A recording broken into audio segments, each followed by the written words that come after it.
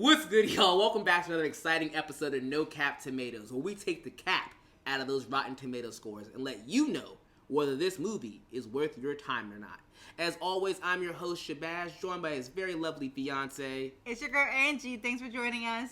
Now, this week, we had a really exciting movie we had in store for you all. We were really excited for y'all. It is the prequel, requel, whatever you want to call it, to one of our favorite modern slashers, The Strangers. That's right, this week's movie is The Strangers Chapter 1. Typically, if you listen to any of our other videos, we would start at this part of the video giving you a brief synopsis. There's only one issue. The Strangers Chapter 1 is almost word for word, scene for literal scene, the same exact movie as The Strangers. And now, don't get me wrong, I love The Strangers. I think The Strangers is a great movie. I think The Strangers, in a lot of ways, really revamped and brought back the slasher. But this is simply lazy. And what worked for The Strangers originally was that it was simple, you know? It was never, award winning, but then you don't need this. Right, when you go back and you watch The Strangers, what was so cool about it was, in a time of, you think back to 2008, murder porn was literally at its all-time high. You had Saw 17, you had The Hills Have Eyes 52. If you were into murder porn, then it was your genre. And then out of nowhere, in 2008, you get this almost subdued slasher. Very slow writing, and it ends with the most iconic moment of all time. And they ruined it. Why are you all here? Because you're home. Like, to this day, that sends shivers down my spine because of how random it is. How it could happen to anyone. How it could be you next. They really are just strangers. It's terrifying. So matter of fact. And I hate that the rewriting in this requel. What rewriting? They butchered it. Completely and utterly butchered it. What did they say? Because you were here? Because you were here. Yeah. That's a placeholder. Because you were here. I believe that was the first draft of the very first for the very first movie. Like, it was so like, okay, rather than give you guys a synopsis and waste your time, I will literally just try to find the points where the movie in any way, shape, or form differed from The Strangers. So in The Strangers, it just opens up, you see, I guess, it opens up the crime scene. This one opens up and you see, I guess it's their first kill. It's a guy running through the woods and he gets, chopped up by the guy with the axe, while the rest of the girls in the mask follow him. Cool. Then from there, it opens up almost like literally, I can't stress enough, word for it. Lazy. Lazy is the word that comes to mind when I think about this movie. Almost scene for scene. We follow this couple. They're newlyweds. They go to an unfamiliar town. This time I think it's where it's... They're not newlyweds, because that was the point. They're just a couple. Okay, they're a couple. She's going for a big interview. Sure. And then they this is where I think they deviate. They kind of imply, they make them get lost in a small town, and they make the town folks really creepy for no reason. To the point where I think they're trying to make me think that one mechanic might be one of the killers, but that becomes irrelevant because we never see them again. Oh, any payoff you think you're gonna get, any new lore, any new wrinkle, you're not gonna get. You don't find out who these people are. They are still strangers to you by the end of the movie. You don't get what they're going to. The one thing they add in the very beginning of the movie is they add kind of religious undertones. There are several points in the movie where they're either church members or they're handed like a pamphlet from a church, and it seems like, in most small town USA movies, it seems like the whole town's in on it. But at this point, I was giving them a lot of leeway, giving them a lot of credit, because I thought, okay, yeah, they're setting it up. Yes, it's the same MO, but they're gonna give us that new layer. So they go to the diner, they eat, they come out, the car doesn't work. It's obvious this guy, Rudy, who I thought they were going to reveal as the main guy, the main stranger who wears the white mask, was him. It was obvious that they broke the car down. So they get dropped off in some Airbnb in the middle of nowhere in Oregon. And then, for the most part, the plot of Strangers occurs. But it felt even though the movie's not very long, it's precisely an hour and a half. It felt slower than The Strangers to me. Because you had seen it. That's why.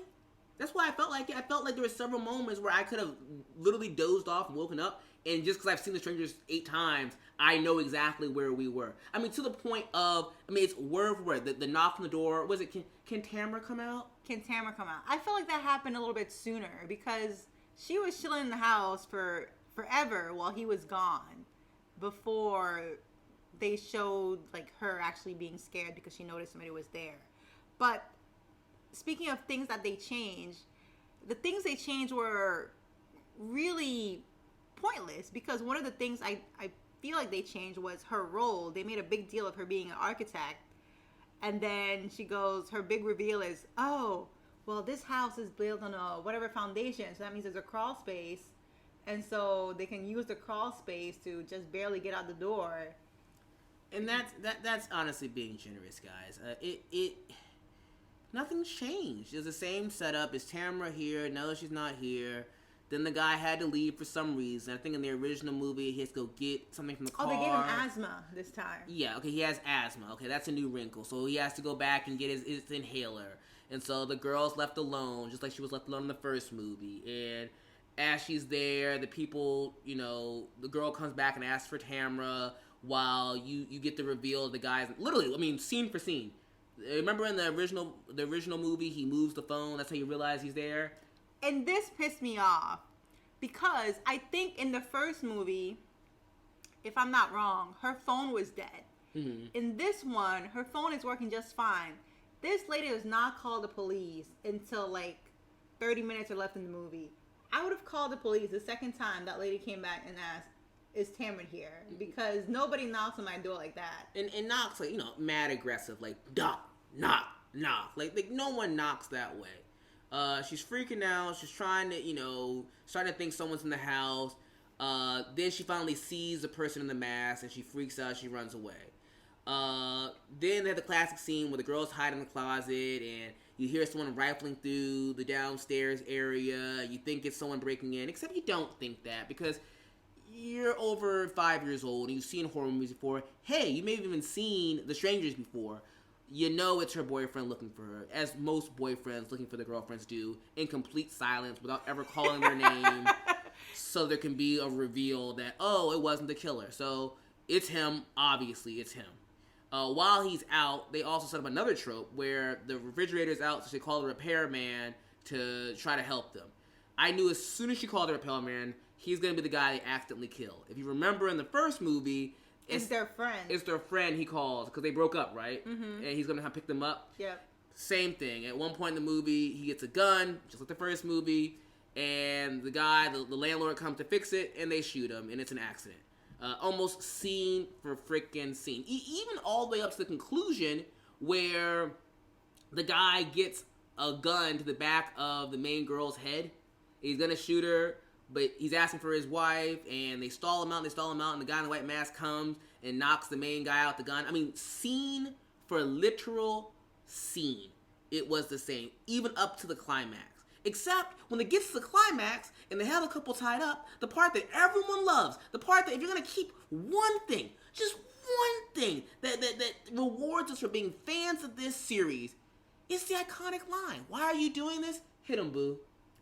Because you were home. Because you were home.